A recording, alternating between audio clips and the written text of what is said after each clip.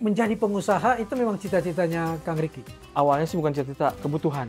Saya ditinggal orang tua dari usia waktu SMA. Yang bikin saya sedih, ibu sampai jual emasnya untuk modal saya bikin keripik sama jualan pulsa. Labaik Allahumma labaik, labaik Allah, syarikalak labaik. Judulnya umroh, karena ada lirik di mana ku ingin hijrah dan berubah dari maksiat menjadi taat.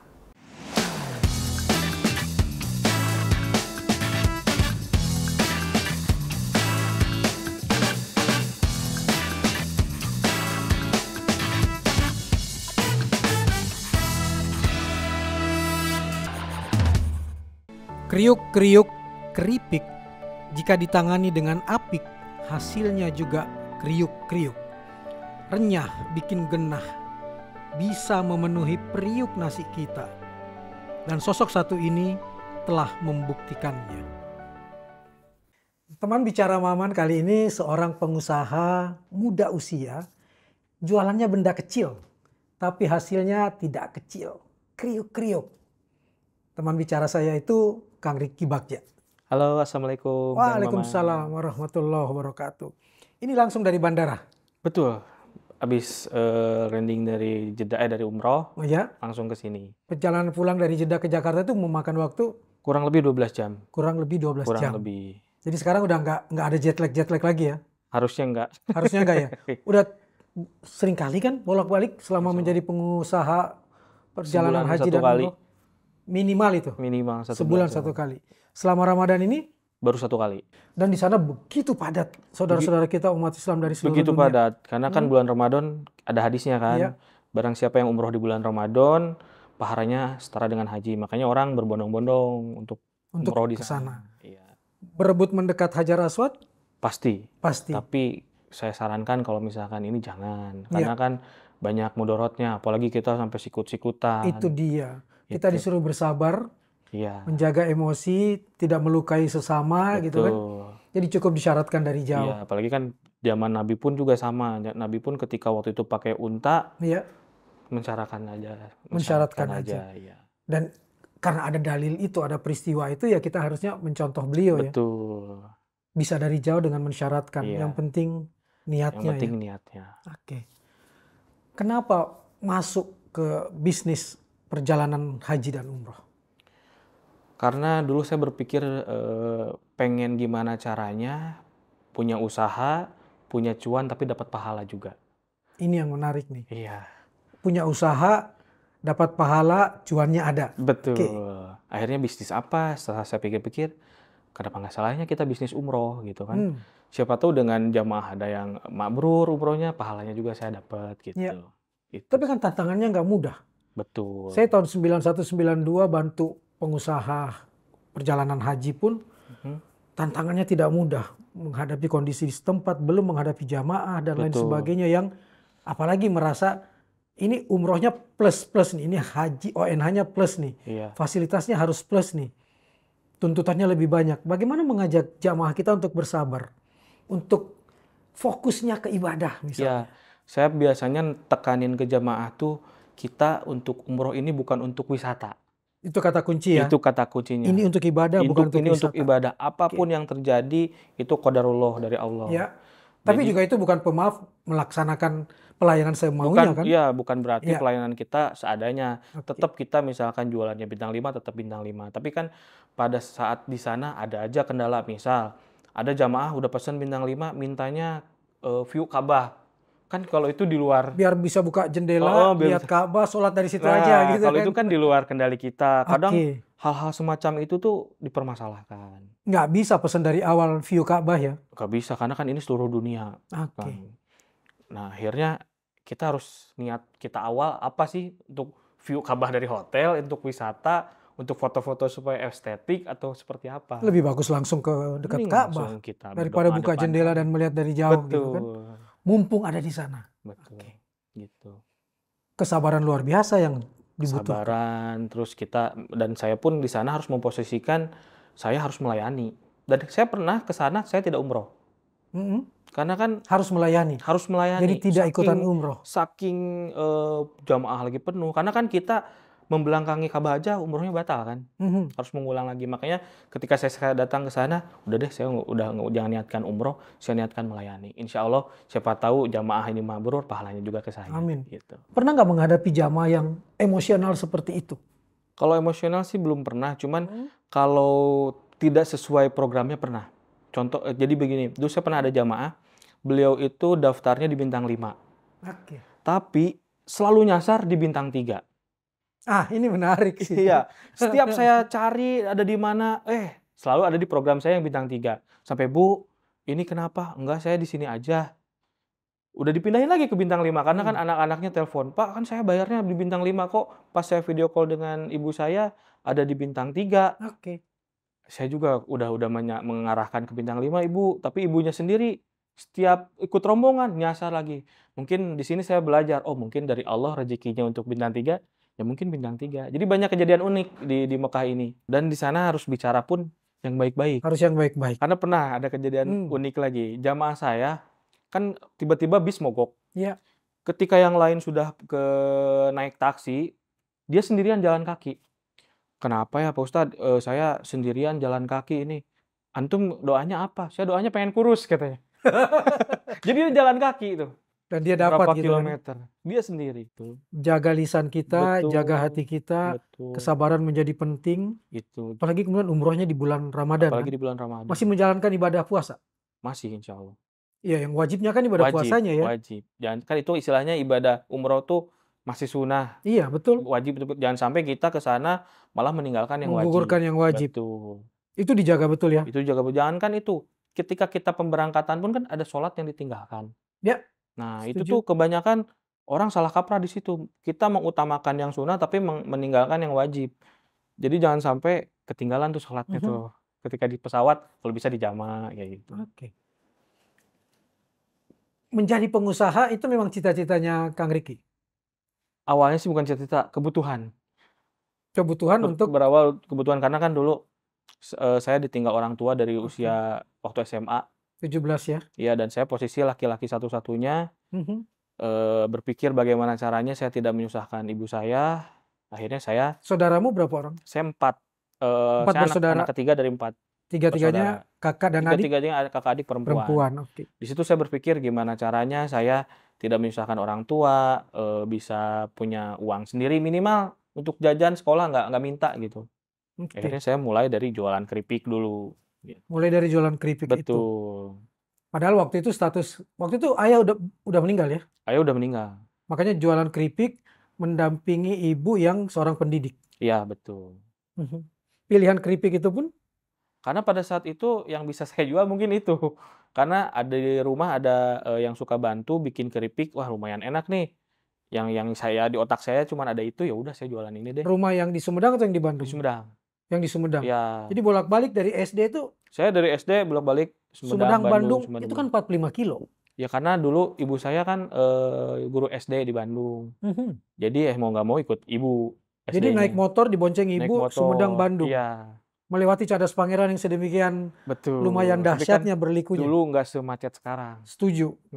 Nggak semacet kalau pulang sore kemalaman, bisa lampunya nggak ada, gelap dengan segala cerita mistisnya gitu kan.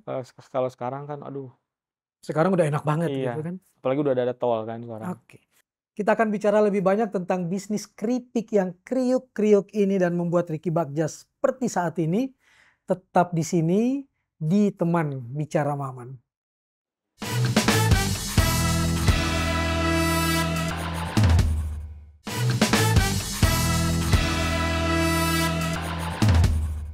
Kembali di Teman Bicara Maman dan kembali dengan teman kita Kang Riki Bagja. 2006 ayah yang pengacara dipanggil oleh Allah Subhanahu wa taala. Riki sebagai anak tunggal bertekad bukan anak tunggal, satu-satunya laki-laki dari 4 bersaudara yang langsung terpanggil untuk saya harus bisa mandiri dan menjadi tiang keluarga saat itu. Sekali lagi, memang hanya keripik yang terlihat waktu itu untuk kemudian dibisniskan? Betul, dulu hanya keripik yang terlihat. Tapi setelah keripik saya coba untuk jualan, kan dulu zaman pulsa tuh. Iya. Saya di depan sekolah buka counter ikut jualan pulsa di situ juga. Ini jualan waktu istirahat sekolah. Iya, Yang utama keripik dulu. yang utama tetap keripik. Bawa dari Sumedang. Iya, betul. Yang bikin siapa di Sumedang? Dulu ada yang suka bantu-bantu Di rumah. di rumah. Dan dulu kemasannya plastik, nggak ada merek. Hanya plastik gitu. Hanya plastik aja. Kenapa keripiknya dianggap enak waktu itu dan kemudian menjadi viral seperti sekarang? Karena saya pernah bawa ke sekolah dan Hmm. teman-teman, wah enak nih, boleh beli di mana? Akhirnya ya udah jangan beli kemana-mana, nih saya nanti bawa, saya beli ya, kayak gitu. Berawal dari situ. Dari berapa rupiah harganya? Dulu saya jual 1.500 awal. 1.500. Sebesar berapa, kira-kira berapa Plastik gram? paling 50 gram kurang. 50 gram kurang. Iya. Apa kehebatan Moring Riki ini? Moring Riki atau Moring Bagja? Dulu awal mula buka namanya Moring Bagja. Moring Bagja. Iya. Apa kelebihannya? Kelebihannya karena dulu masih bukan kalau sekarang keripik singkong. Iya. Kalau dulu tuh berbahan dasar tepung terigu gitu. Jadi kayak kriuk-kriuk gitu, pedas. Hampir kayak kerupuk dong. Kalau kerupuk kan renyah, kalau ini Iya. agak keras tapi kriuk gitu. Dari bahan terigu, Terigu, telur. Udah itu aja sama terigu telur. sama bawang. Iya. Dikasih garam dan Iya. bawang. Dikasih garam, bawang, pedas sedikit. Mhm. Udah simpel itu. Sesimpel itu. Iya. Dari situ awalnya. Dari situ awalnya. Nah, Dengan dijual 1.500 itu dapat untung berapa? paling 500. Akhirnya saya berganti ke keripik singkong pedas karena waktu itu lagi viral. Hmm. Ada salah satu keripik di Bandung lagi viral jualannya dia via Twitter. 2006. 2006. Sudah ada ya? Sudah ada. Sudah bisnis lewat online ya? Ya, Oke. tapi baru Twitter ya. Nah, Baru dia tuh Twitter. dia tuh kok bisa rame gitu kan. Mhm. Akhirnya saya memutuskan untuk pindah langsung. Ternyata setelah pindah nggak bisa ngalahin mereka. Tetap jadi pengekor kan ya? Tetap.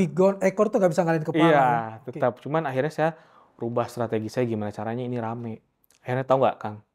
Saya bikin pura-pura yang banyak ngantri. Dan itu saya jujur, itu saya pura-pura. Teman-teman saya suruh ngantri, saya posting di Twitter seakan-akan itu ngantri banyak. Kayak yang jualan donat dong. Tapi kan secara begitu orang Di jadi penasaran Jakarta. kan? Panjang gitu Iya, kan ya? Oke. saya bikin teman-teman bantu dong. Itu figurannya teman-teman semua? Teman-teman sekolah semua. Di mana tuh dilakukan? Ada di Bandung. Di dekat sekolah?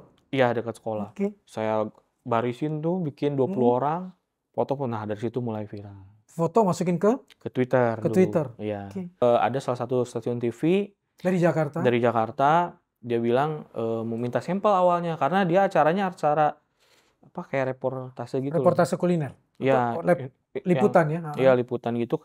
Katanya 9 dari 10 keripik di Bandung mengandung dedak. Satu-satunya yang nggak mengandung dedak tuh saya. Dia nyebutnya seperti itu. Iya, Hasil penelitian mereka. Oke. akhirnya saya diwawancara di situ.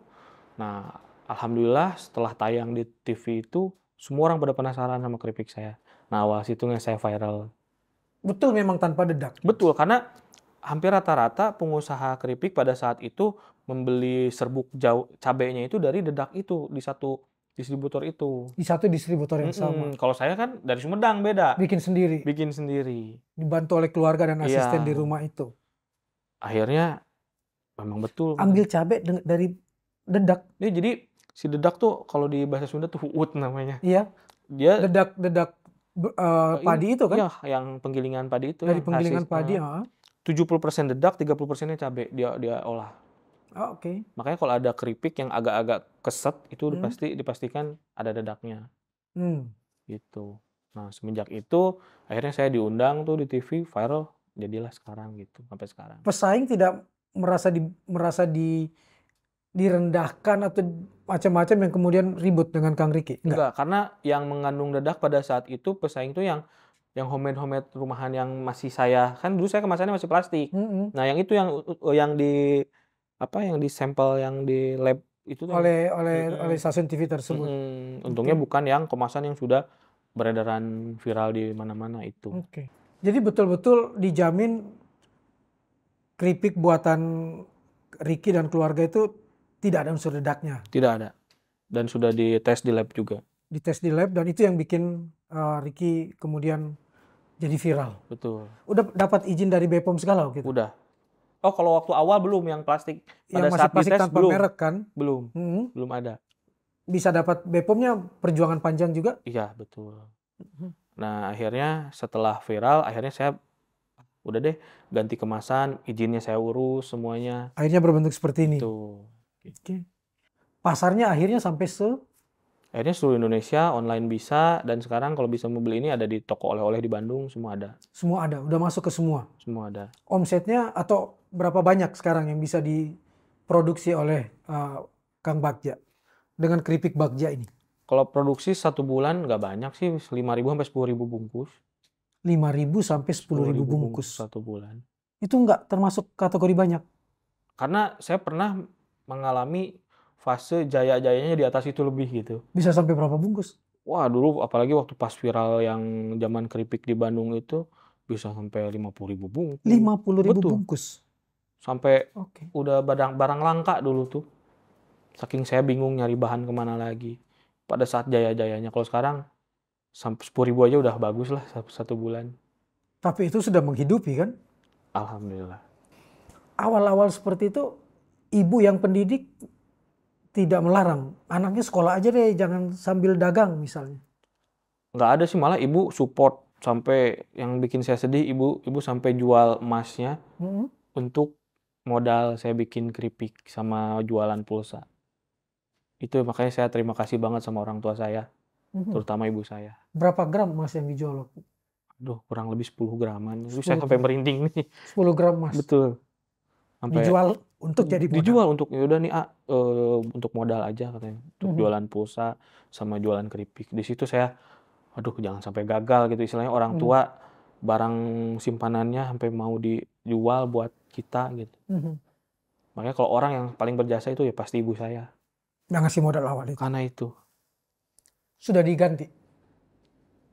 Ya kalau ganti keseluruhan nggak akan mungkin bisa Nggak akan mungkin bisa mengganti. Nggak mungkin. Nilai ibu itu nggak segitu gitu Bukan kan? masalah 10 gramnya, tapi nilainya itu lebih dari itu. Dan kita nggak akan pernah bisa ganti. Jadi bisa dibilang keripik Bagja ini melegenda Indonesia karena di dalamnya ada komposisinya adalah doa ibu juga. Betul, doa ibu itu yang terutama. Memberi nama, memberi apa itu pun dialog dengan ibu. Iya, karena mah enaknya apa ya bikinnya? Udah nama aja, katanya kan Bagja artinya bahagia. Oke. Gitu. Akhirnya saya putuskan pakai nama itu. Tapi Bapak nggak tahu ya, karena udah meninggal duluan. Nggak tahu, karena udah meninggal. Seandainya Bapak masih hidup? Mungkin saya nggak akan kepikiran untuk usaha. Mungkin saya jadi anak-anak yang tergantung sama orang tua mungkin. Itu berkah dan makna di balik kepergian. Iya, betul. Setiap ada apa istilahnya, kita ada masalah pasti ada hikmah kan di situ. Selalu ada hikmah di balik setiap peristiwa, di balik setiap masalah. Gitu betul. kan? Mungkin saya nggak akan kepikiran untuk usaha. Mungkin saya begini aja sama orang tua. Ya mungkin itu hikmahnya. Didikan apa dari Bapak yang nggak bisa dilupakan? Keras sih. Iya. Karena kan keras, tegas, apalagi backgroundnya hukum. Jadi laki-laki itu harus bertanggung jawab, itu aja sih. Karena 1 minggu sebelum meninggal pun beliau masih berpesan sama saya. Bahkan ngasih uang waktu itu. Saya sampai bingung. Kenapa Pak kok ngasih uang? Saya kan masih SMA gitu. Dijaga-jaga aja, dan ternyata benar. Seminggu kemudian meninggal. Nggak ada sakit, nggak ada apa. Nggak ada sakit, nggak ada apa.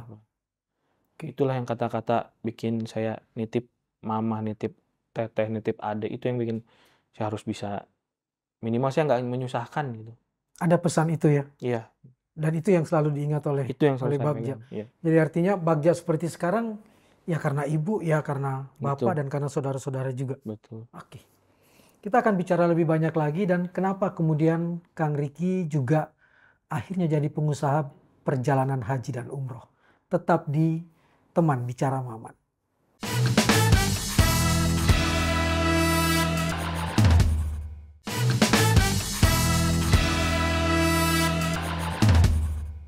Kang Ricky, saya ingin menelusuri lebih jauh. Waktu itu SMA di Sumedangnya di?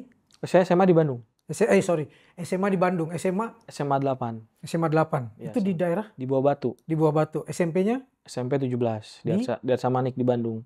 Di Arca Manik. Ya. SD-nya? SD-nya di Bandung juga, SD Tilil di Bandung. SD Tilil di Bandung. Dekat Gasibu. Oh, yang dekat Gasibu. Iya, di situ. Di situ juga ibu mengajar? Di situ ibu mengajar. SD saja? SD saja. Sampai pensiunnya guru SD? Enggak, pensiunnya di Dinas Pendidikan Kota Bandung. Di Distrik Bandung? Ya. Oke. Setelah SMA kuliah? Kuliah. Di Unisba. Universitas Islam Bandung. Betul. Ambil jurusan? Vkom. Fakultas Ilmu Komunikasi. Ya. Penjurusannya waktu itu apa? PR. PR. Ya. Lalu kenapa setelah lulus malah kerja di bank? Karena mungkin pada saat itu saya ngelamar ngacak aja yang mana yang keterima, yang mungkin di bank waktu itu. Sambil jualan, sambil tetap walaupun saya udah kerja di bank, jualan keripik tetap.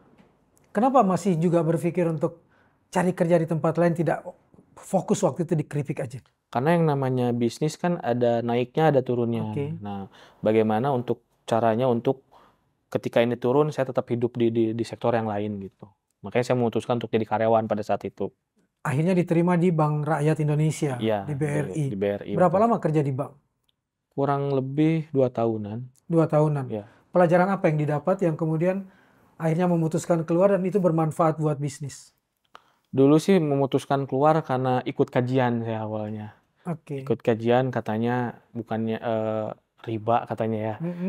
Dan saya pun bukan masalah ribanya sih pada saat itu, karena kalau jadi karyawan saya berpikir saya akan digaji segitu-segitu aja. Sementara keinginan saya harus begini, harus begitu.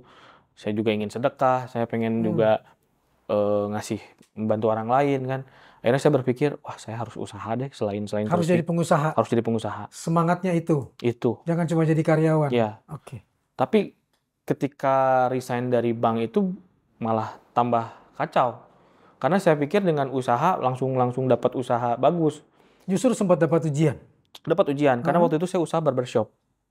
Saya sempat jadi tukang cukur. Saya nggak mungkin jadi jamaahnya kan, jadi konsumennya kan. Bisa dikirim bat mungkin. Oh iya benar.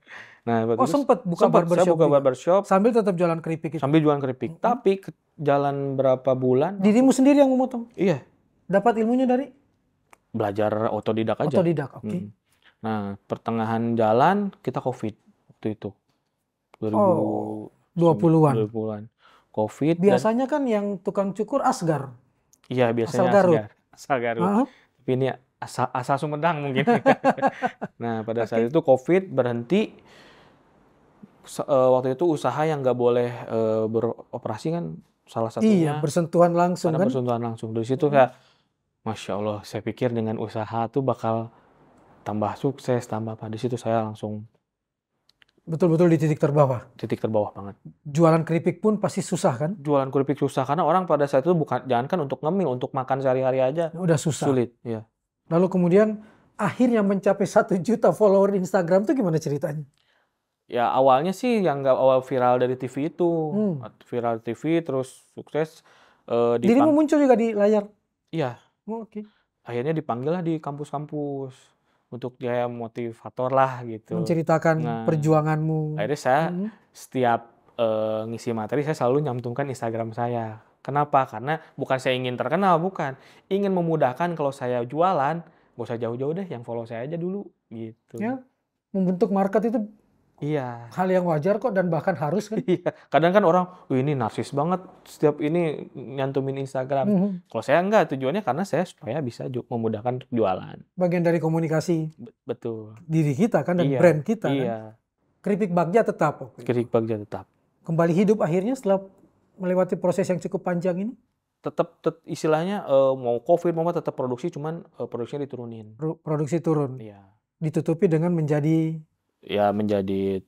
barbershop, sempat jadi agen streaming, umroh juga. Udah mulai pada saat barbershop tutup.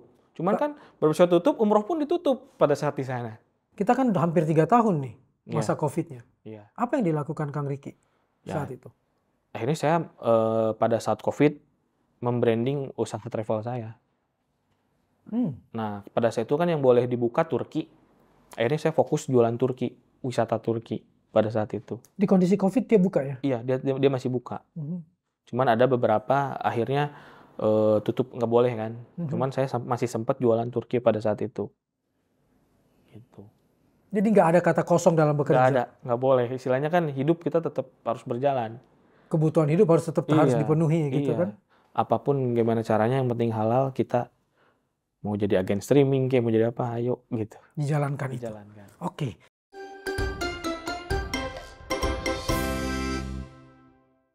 Sebelum bicara lebih lanjut, saya ingin memperlihatkan foto-foto dan ini tolong diceritakan.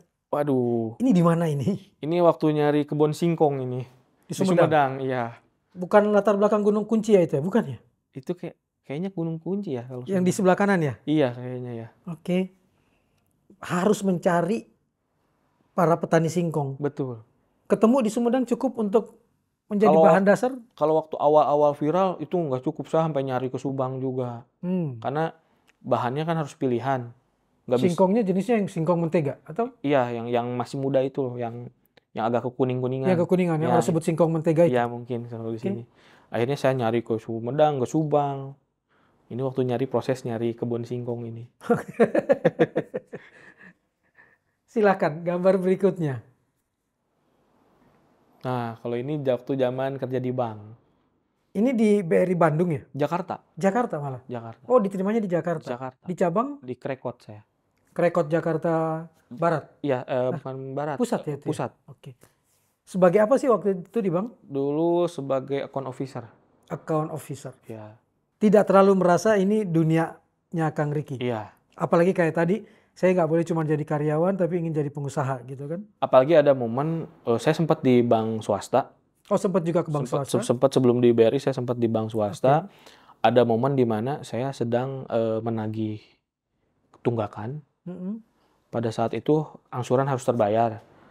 Anak kecil lagi nonton TV, saya harus jual TV-nya. Jadi datang untuk menagih tunggakan, dan lihat ke situ ada anak sedang nonton TV. Iya, dan si nasabahnya tuh, saya cuma ada ini nih Pak, ada TV, Pak tolong jualkan. Nah dari situ saya, aduh ya Allah, kok saya tega banget. Itu saya langsung pengen nangis. Pada hati kecil saya nggak mau gitu. Cuman kan ini tugas dari atasan, barang apa yang ada di sana pada saat itu. Nah di situ sebenarnya bukan karena ribanya sih sebenarnya, karena hati kecil saya selalu menangis ketika saya harus ngambil barang nasabah. Ini? Nah ini sempat jadi event organizer, I.O. Di Bandung? Di Bandung. Ini acara? Ini acara ada ulang tahun anak salah satu Kapolres pada saat itu. Oke. Kang Riki sebagai I.O.nya? I.O.nya. Tidak terlibat di depan layar? Tidak. Tapi di belakang layar? Di belakang layar. Apa sih enaknya jadi I.O.? Enaknya sih kita bisa ketemu banyak orang, terus cuannya juga lumayan. Cuman dari nilai itu I.O. bisa dapat 20-30% kah? Lebih malah. Oh lebih. Ini juga nyoba-nyoba jadi artis? Nah ini zaman dulu ngeband ini. Dan alhamdulillah sekarang saya baru rilis single juga. Oke. Ini band dibentuk di? Waktu SMA di Bandung. Dari SMA di Bandung? Iya. Dulu aktif ngeband, cuman ya gitulah. Masih band-band ini kan penghasilannya lebih besar ongkosnya dibanding penghasilannya pada saat itu. Ngisi acaranya di pensi-pensi sekolah kayak gitu. Oke, di acara-acara pensi. Iya. Anak geng SMA 8. Iya. Di antara semua pekerjaan-pekerjaan ini, begitu banyak pekerjaan tersebut, hikmah apa yang bisa dipetik dari semua pengalaman ini? Hikmah yang dipetik itu yang paling utama kita harus menghargai berapapun penghasilan kita, apapun usaha kita. Karena ketika kadang banyak orang meremehkan, ngapain sih usaha keripik, lu nggak malu istilah jualan keripik. Justru inilah yang menolong saya gitu. Jadi hal yang bisa diambil ya kita harus menghargai apapun usaha kita. Gitu. Jangan ludahi piring tempat kamu makan gitu. Betul. Kan. Justru harus dijaga gitu kan. Sekecil apapun piring itu, sekecil apapun makanan di atas piring itu. Dan jangan dengar omongan jelek dari orang-orang. Banyak ini yang hinaan. Ngapain sih S1 tukang keripik, S1 jadi tukang cukur rambut gitu. Kita akan bicara lebih banyak lagi. Jadi tetap di Teman Bicara Maman.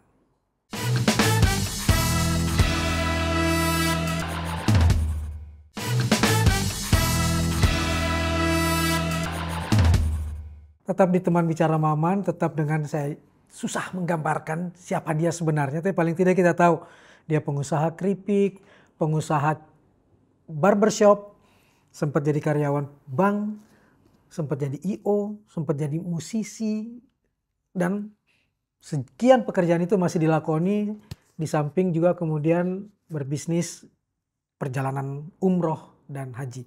Hanya umroh dan haji atau juga perjalanan wisata ke negara lain? Umroh, haji, sama wisata halal. Apa yang dimaksud wisata halal? Wisata halal itu seperti kayak kebanyakan kan kita ke Eropa banyak makanan-makanan yang nggak halal. Terus wisata halal tuh kita ngunjungin misalkan ke Turki. Di Turki kan ada sejarah-sejarah Islam. Ya, perjalanan spiritual ini akhirnya menemukan ini garis hidup saya. Saya mau berbisnis perjalanan halal, wisata halal, perjalanan umroh dan haji, selain karena cuan dan ibadah, ada sesuatu yang menggerakkan seorang Ricky? Sebenarnya banyak hal ketika berkunjungnya pada saat umroh sih. Yang bikin menggerakkan itu kita melayani jamaah itu aja sih. Itu tuh ada hal-hal kebanggaan tersendiri, kepuasan tersendiri. Bukan masalah bayarannya tapi kepuasannya itu. Dan apalagi dengan dia enaknya di travel sini pelayanannya luar biasa. Itu udah kayak dibayar sama apalah gitu. Nggak terhitung lagi Nggak nilainya. terhitung lagi nilainya. Sekali mengirimkan jemaah umroh itu bisa berapa banyak? Terbanyak yang dialami oleh Kang Ricky? Ada pernah 180 sekali berangkat. Petugas yang dikerahkan oleh Kang Ricky? Satu bis itu 2 petugas. Harus ada 2 petugas? Iya. Tugasnya? Ada yang tour leader, ada yang mutawif. Mutawifnya pasti wajib ya? Ya, Yang mimpin wajib. ibadah, Betul. mimpin doa-doanya dan lain sebagainya, tour leader. Saya ingin kita game sedikit biar lebih tidak tegang lagi. Ya. Jawabannya cukup gampang, benar atau salah? Ya. Silakan. Oke.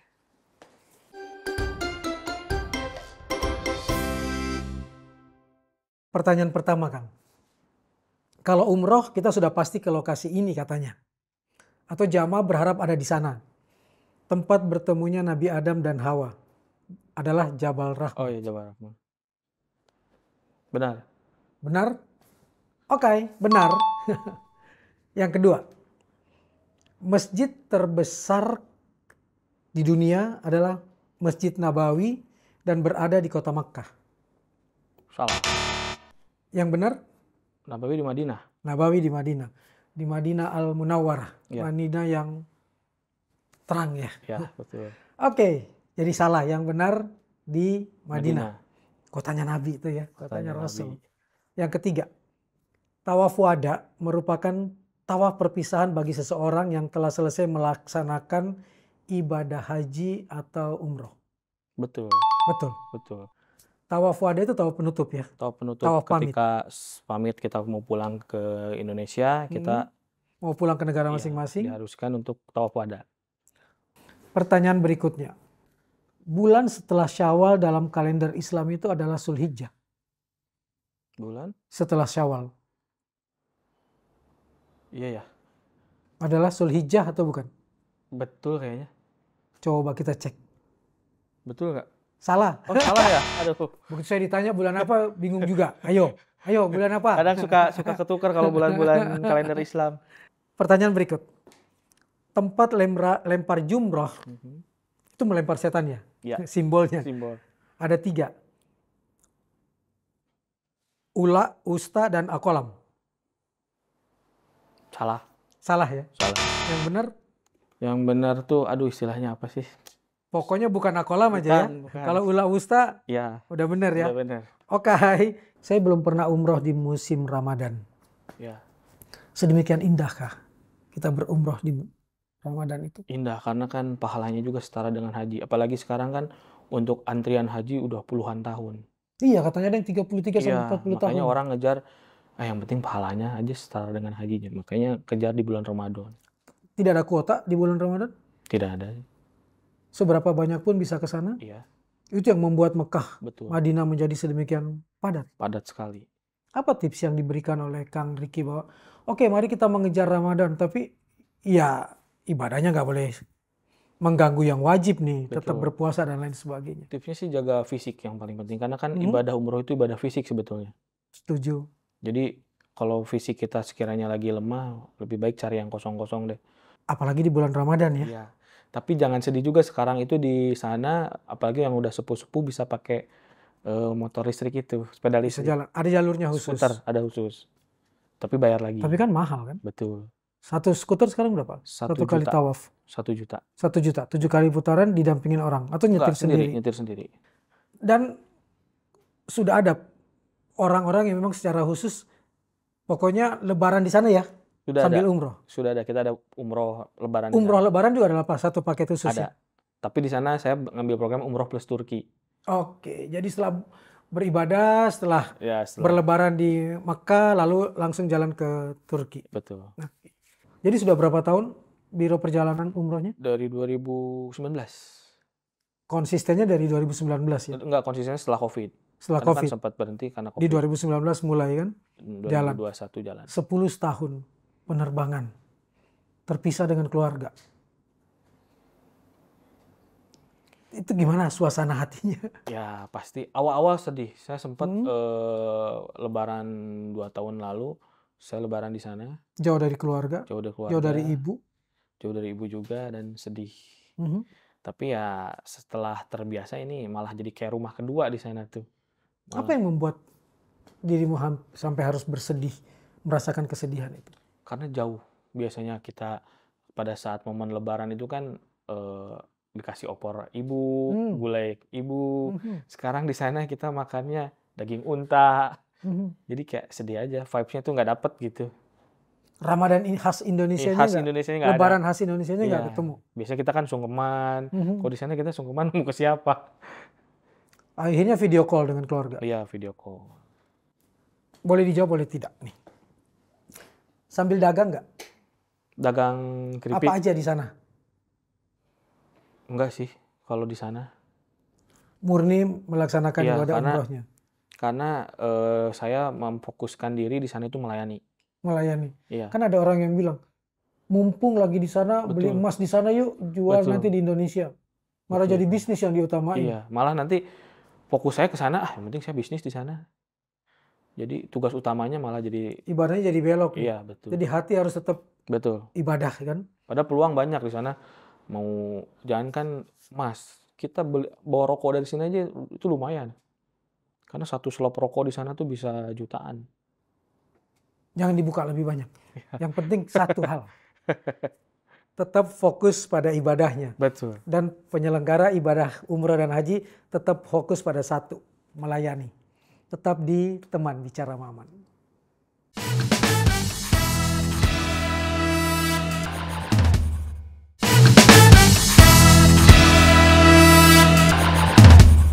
Kembali dengan Kang Ricky Bagja, pengusaha keripik yang juga sekaligus pengusaha perjalanan haji dan umroh.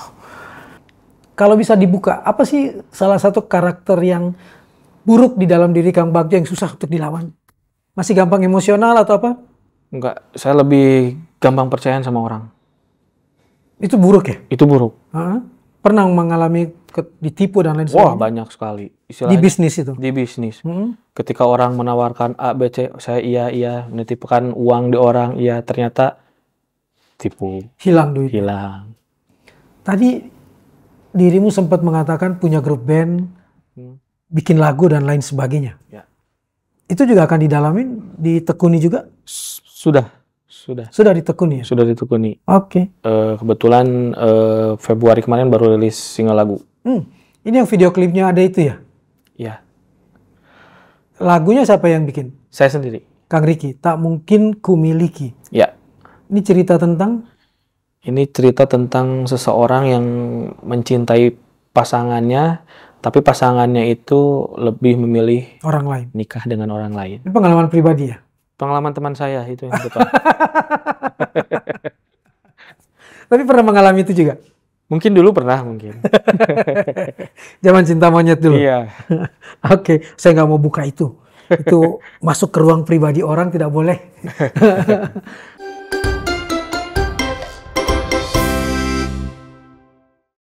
Ada satu kotak yang ingin saya perlihatkan dan silahkan diambil di bawah oleh Kang Ricky. Ini.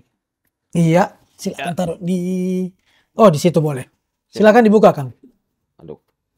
Apakah itu? Aduh, ini mic. Itu pertanda Kang Ricky harus membuktikan memang penyanyi. Iya. Itu pertanda berarti di tangan Anda ada mic emas.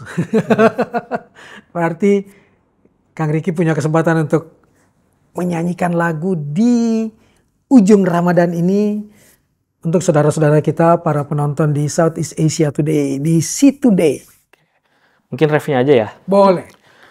Labaik Allahumma labaik, labaik la syarika laka labaik, innal hamda wa ni'mata laka wa mulk. Terima kasih. Ada dalam rekamanmu juga Ada, lagu-lagu ini. religi ini? Ada. Judulnya Umroh. Umroh. Ya. dari pengalamanmu. Betul. Kenapa harus sampai diabadikan dalam lirik lagu?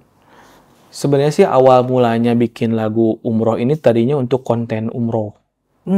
Kan karena selama ini saya bikin konten-konten umroh tuh pakai lagu orang. Nah saya berpikir gimana caranya bahwa konten ini tuh pakai lagu sendiri. Ini saya buat di situ. Tapi ketika membuat, aduh ternyata benar-benar pengalaman pribadi banget. Karena ada lirik di mana ku ingin hijrah dan berubah dari maksiat menjadi taat.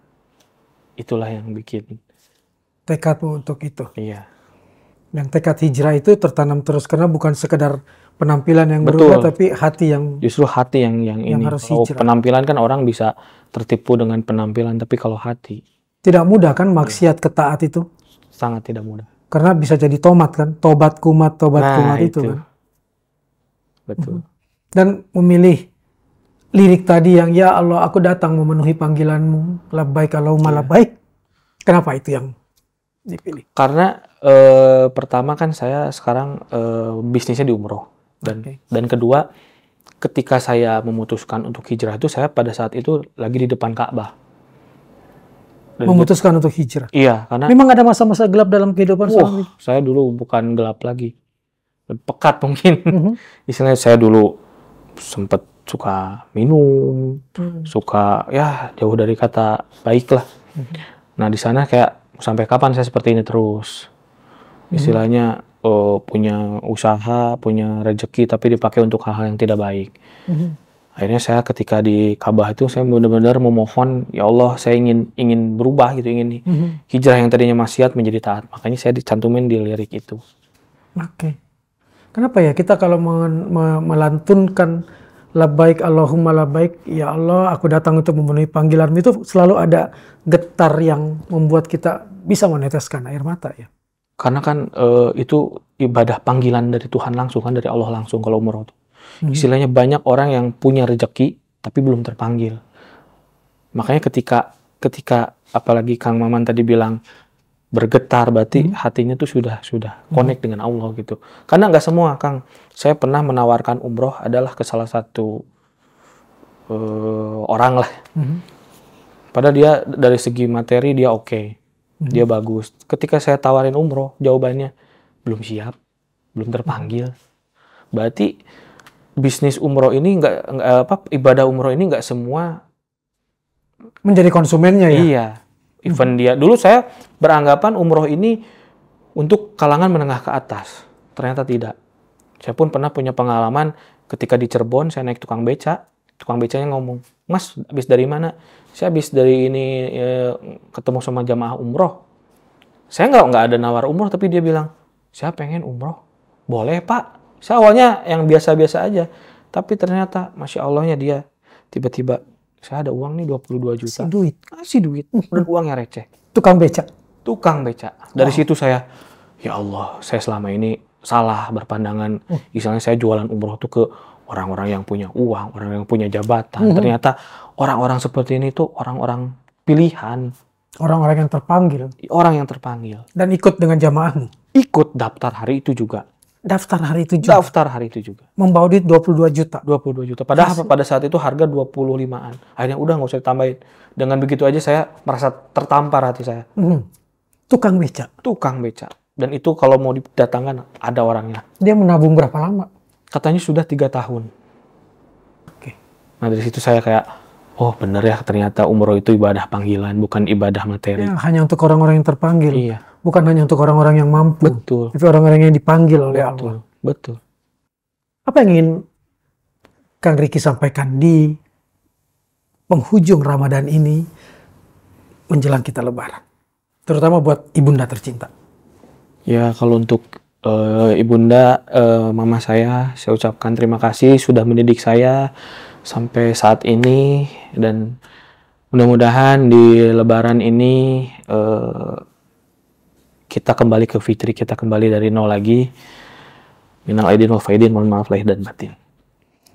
Terima kasih Kang Ricky udah menemani kita selama 1 jam, membuka diri, dan dengan jujur mengatakan ini bagian dari perjalanan saya dari maksiat menuju taat. Minaz zulumati ilan nur, dari kegelapan menuju cahaya. Semoga kita selalu mendapatkan cahaya Ramadan, tidak cuma di bulan Ramadan, tapi setelah Ramadan ini pun, dan insya Allah dipertemukan pada Ramadan-Ramadan berikutnya. Nuhun pisan, sukses terus di bisnis, sukses terus di usaha, terus melayani jamaah. Amin. Terima kasih. Lebaran pun tiba setelah Ramadan tiba. Semoga terbuka lebar pintu maaf di antara kita, dan Allah pun membukakan lebar-lebar pintu ampunannya untuk kita. Lebar terbuka pula pintu berkahnya, dan memberi kembali kesempatan kepada kita untuk bersama-sama bersua bulan suci, bulan mulia, bulan Ramadan berikutnya. Lebaran tiba, setelah Ramadan tiba, semoga lebur segala dosa dan semoga luber segala pahala. Selamat Lebaran saudara-saudaraku, minal aizin wal faizin, taqabbalallahu minna wa minkum, taqabbal ya karim.